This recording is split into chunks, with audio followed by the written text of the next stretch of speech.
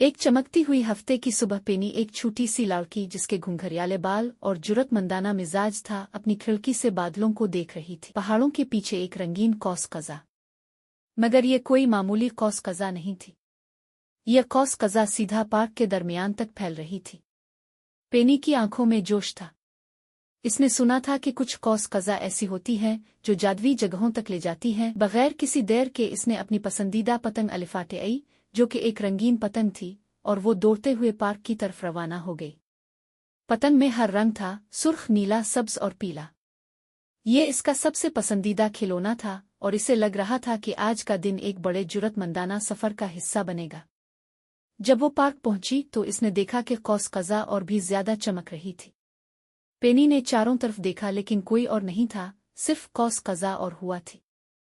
इसने फैसला किया कि वो कौस कज़ा की तरफ दौड़ेगी और उसकी पतंग भी हुआ के साथ अलिफाड़ने लगी। जैसे ही वो करीब पहुंची कुछ जादुई हुआ। पतंग जो अमूमन बहुत हल्की थी अब इसे कौस कज़ा की तरफ खींच रही थी। पेनी ने पतंग को मजबूती से पकड़ा और हुआ के साथ आसमान में अलिफाड़ गई। वहां बात करने वाले जानवर, चमकते हुए दरख्त और खिली हुई झीलें थीं। वहां अर्गवानी रंग के गुलहरी थे जो छोटी सी टोपियां पहने हुए थे और तितलियां जो गाती हुई गोल गोल घूम रही थीं। पेनी हंसते हुए उनके साथ अलिफाड़ने लगी।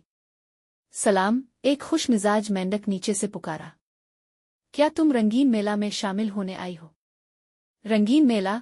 पेनी ने हैरत से पूछा। ये क्या होता है? मेंढक, जिसका नाम फरीदी था, पास आया। ये साल का सबसे बड़ा जश्न है। हर रंग की कौस कज़ा को बुलाया जाता है, लेकिन इस साल हमें एक खास मेहमान चाहिए जो आखिरी रंग पीला लाए। पेनी ने सोचा, मुझे लगता है मैं मदद कर सकती हूँ, और उसने अपनी पतंग को फरीदी के सामने कर दिया। मेरी पतंग तो सबसे ज्यादा पीली है। फरीदी की आंखों में चमक थी।